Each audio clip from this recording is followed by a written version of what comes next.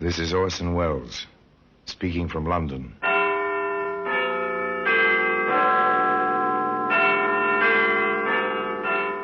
The Black Museum, a repository of death.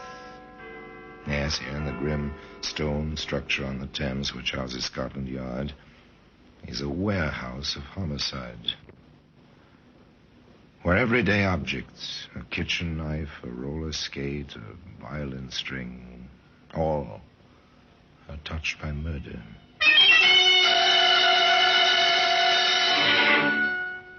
There's a .32 caliber bullet. It's a familiar object. Brass cartridge case, snub-leaden nose.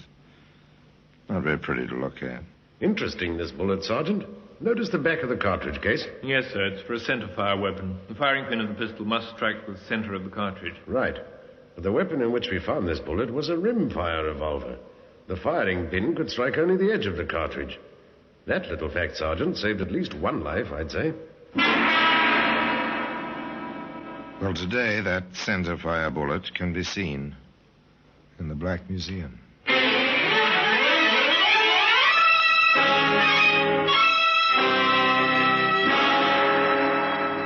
From the annals of the Criminal Investigation Department of the London Police, we bring you the dramatic stories of the crimes recorded by the objects in Scotland Yard's Gallery of Death, the Black Museum.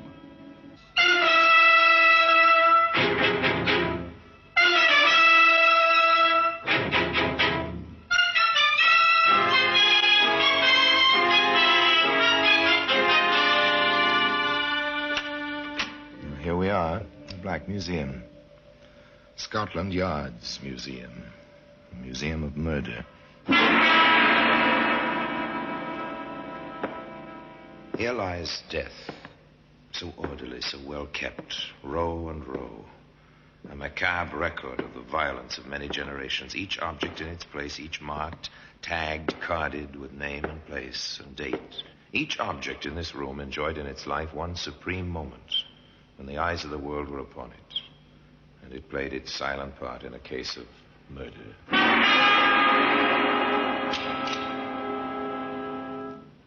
And here we are. Here's a jeweled ring, fit for a princess, but born of a mind like the Borgias. Press the jewel, so, and a tiny point licks out, a fang, dripping death. Shake hands with your enemy. Shortly thereafter, he dies. A bathtub. Yes, a bathtub. White, smooth, shining in the dimness. Once a man floated face down in this tub. He slipped or he had been pushed. Was the mark on his skull caused by striking his head as he slipped, or by a blunt weapon? In any case, he drowned. I see. The .32 caliber bullet. Even here, lying so quietly, so somberly, it's ugly. This object was made for killing. As a matter of fact, it never did kill. That's the story. It began on a London street. A dark sedan drove slowly into the stream of traffic. There were 3 young men in it. One seems quite a bit younger than the other. Even so, the car continues to cruise along.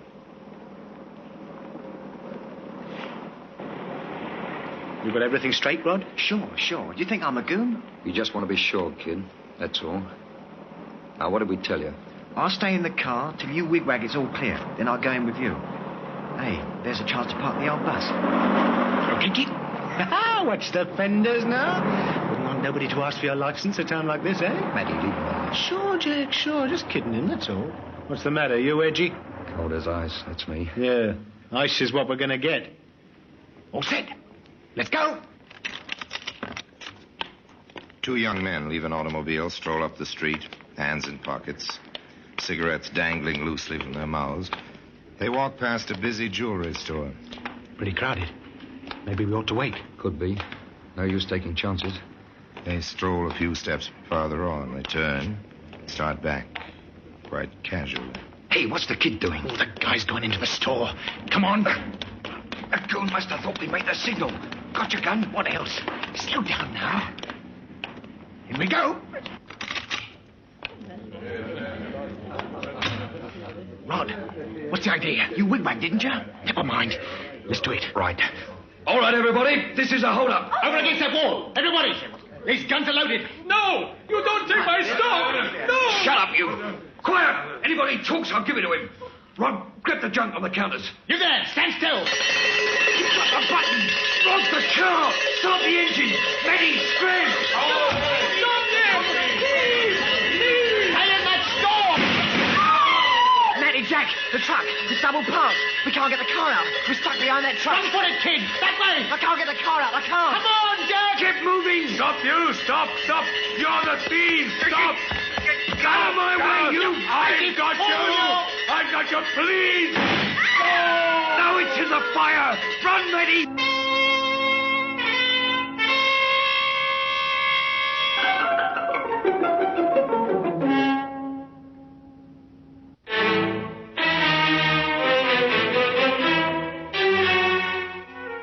A man lay dead on the sidewalk.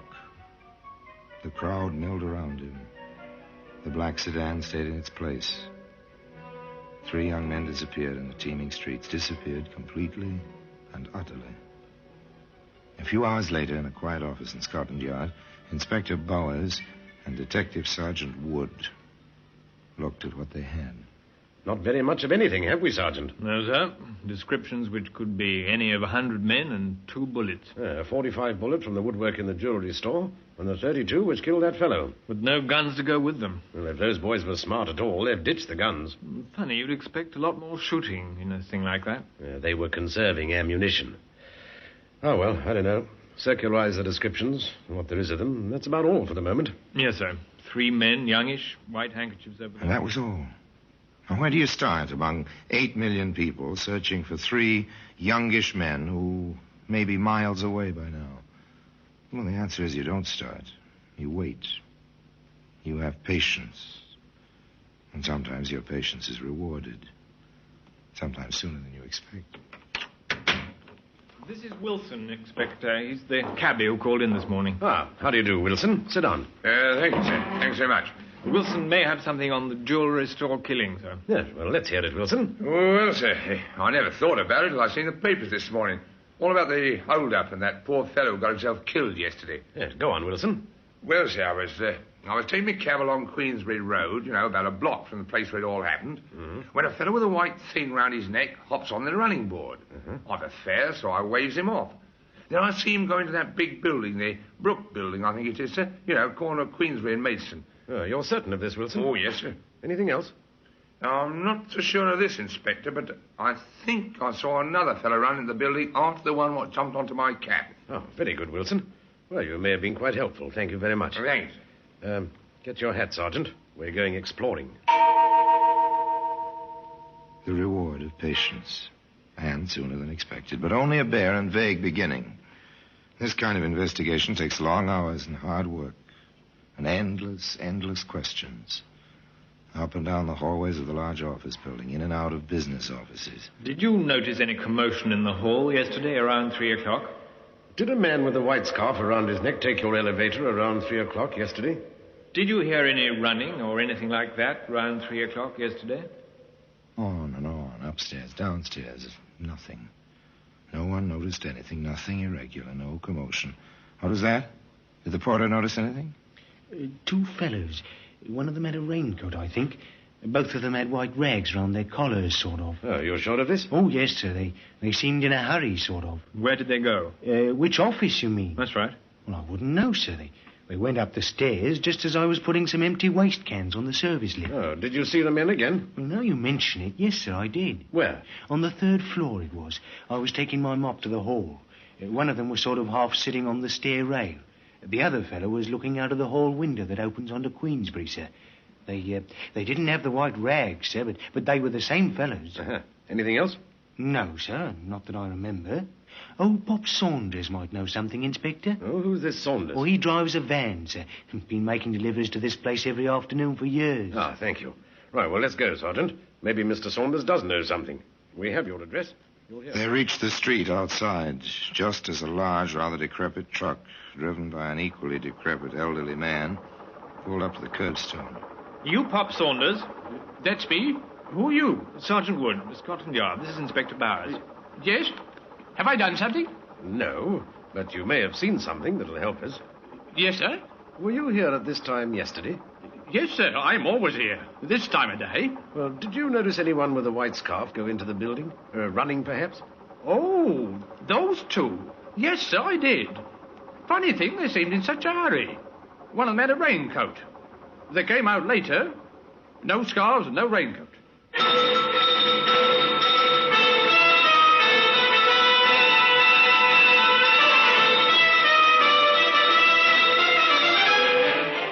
Now the search is on for a raincoat.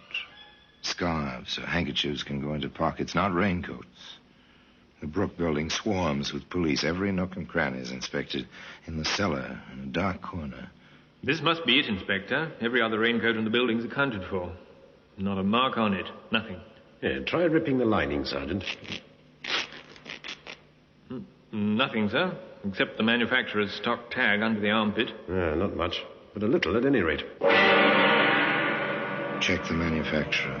From there to the jobber who bought the lot on which that coat was packed. From the jobber to the retailer. It's times like this I thank heaven for rationing. At least they have to keep a record of the clothing coupons and the names of everyone who buys anything. A thin, tenuous trail and a mountain of sales slips to go through. But nothing strikes a chord of memory. And then the sergeant thinks of something. Inspector, when they make out these records, don't they write the last names first? Yeah, you're right. They do. Oh, well, back over it again. Here, how about this, Sergeant? Mac Stanley. The other way, Stanley Mac.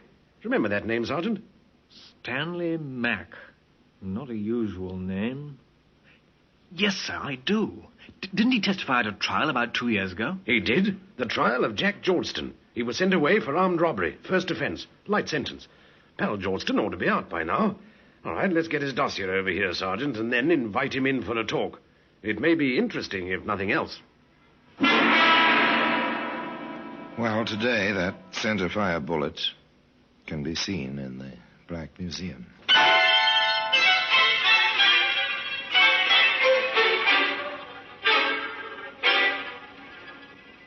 It was a long chance. One man buys a raincoat. This man happens to be a witness at another man's trial.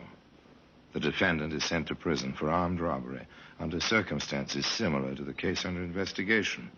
The inspector in charge sends for the convicted man's dossier and finds.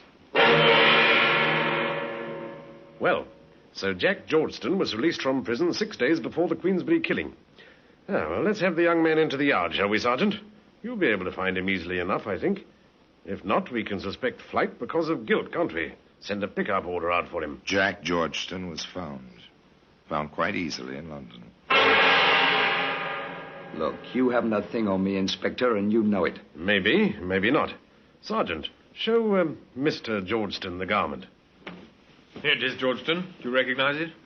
There's a million raincoats like that. Yes, but not bought by Stanley Mac.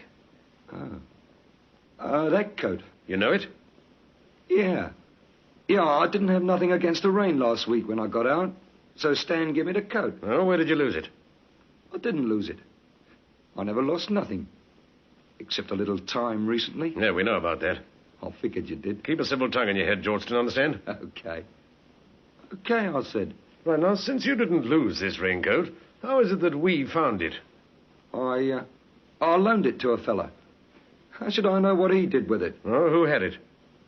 I don't remember. Now, you receive a raincoat as a gift against the rain.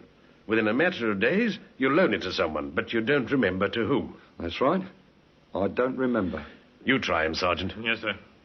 Speak up, man. Who had that coat? I don't remember. Well, maybe I can refresh your memory. The coat's hooked up with a murder. Now, who had it? I don't remember. I don't remember. That was the refrain. I don't remember. Nor could they make him remember. Finally, they let him go. There was nothing to hold him on.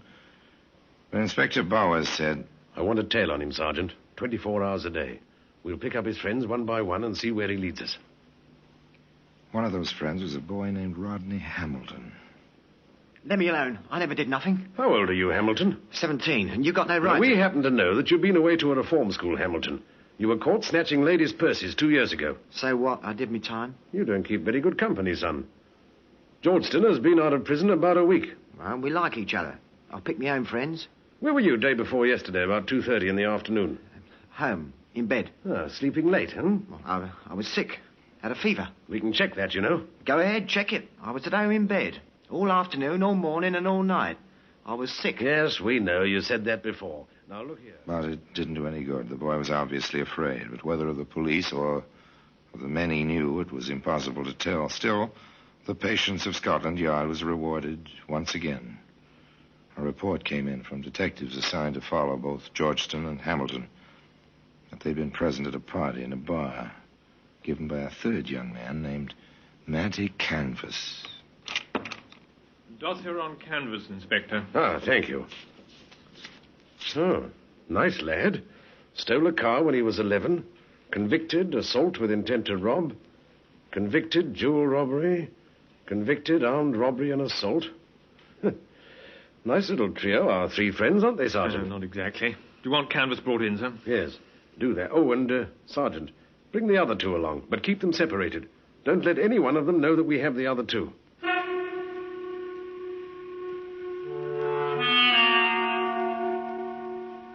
Nothing highly dramatic, merely routine, Scotland Yard routine, recognizable as standard practice by any policeman in any large city. Bring him in for questioning. But it always helps to have a few facts on which to base the questions.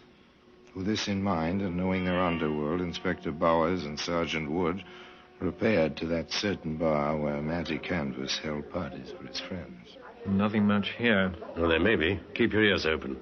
Another pint of ale, please. Right you are, sir. Oh, here now, Larry. Let me wait on the gentleman. Sit yourself, Miguel. Sit yourself.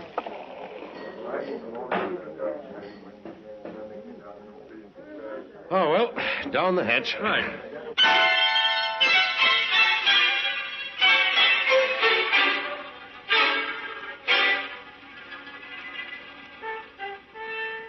Patience.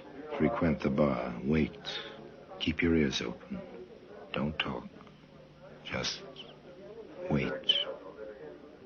Say, Larry, you hear they picked up Matty? Yeah, and the other two. Rod, too? That kid? Well, I, for one, ain't sorry. Gives the place a bad name, having kids around with guns in their pockets. Not bright. Canvas ain't bright, that's for sure.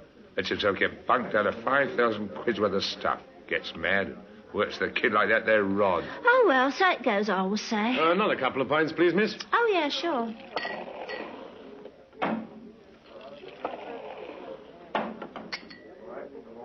There you are. Do you know a lad named Canvas? Me? I don't know nobody.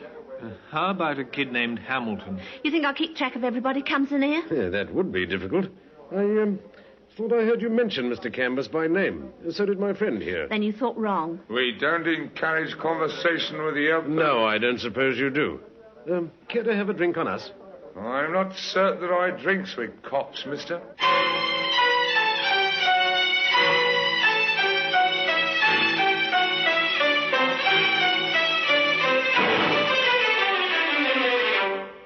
More routine ahead. More routine for the inspector and the sergeant after they left the bar. They checked descriptions of the men seen at holdups and robberies prior by some months to the tragedy in Queensbury Street.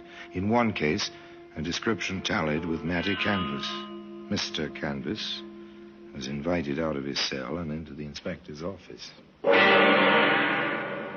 All right, Canvas. You've been identified on the Davis job. You'll do a good long stretch for that. You may as well tell us what you know about the Queensbury shooting. I don't know nothing.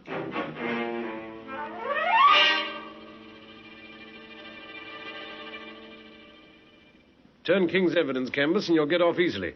Otherwise, it's a hanging matter. You can't pin that one on me. I was miles away. I can prove it.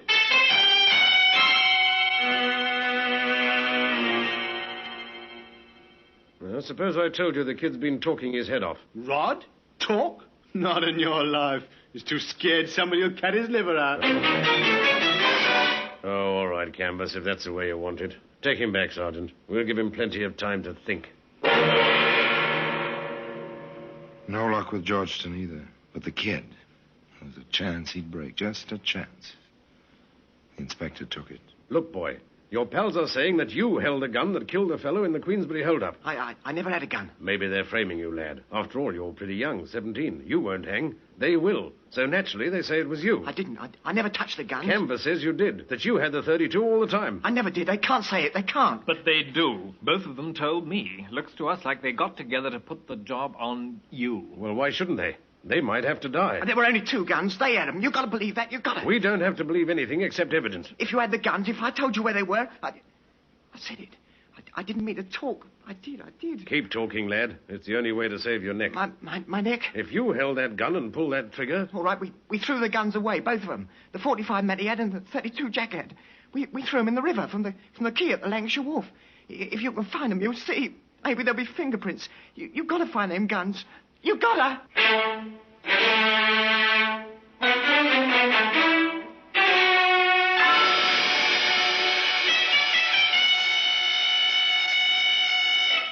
Ballistic report, Inspector. The 45 fired the bullet we found in the woodwork. The 32 killed the man in the street. And it's funny, half the cartridges in the 32 were rimfire. The other half was centerfire. Those didn't go off. If they had, chances are there'd have been a lot more murder. And today, if you're interested, you can find that centerfire bullet in a place of honor in the Black Museum.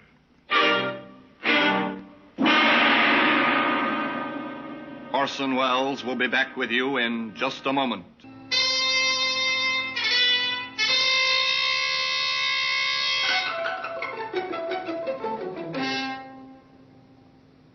It's an accepted fact in police work that 80% of the occupants of our prison either were taught there or talked themselves there.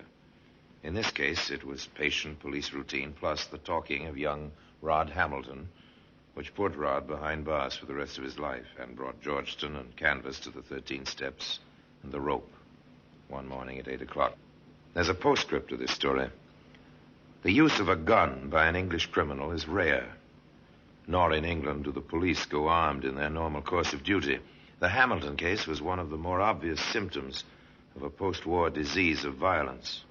The death of Georgetown and Canvas was not without its effect on this disease. For days, weeks, and even months after their execution, pistols, guns, knives, many of them perhaps innocent wartime souvenirs, others of more dubious origin, were found by the police on rubbish heaps, disused gardens, on the mud banks of the River Thames. The criminal world of London had come to terms with their traditional enemies at Scotland Yard. And perhaps, after all, the innocent man had not died in vain. The bullet that killed him, the centerfire bullet, remains in its customary place in the Black Museum. And now, until we meet next time in the same place, I tell you another story about the Black Museum. I remain, as always, obediently yours.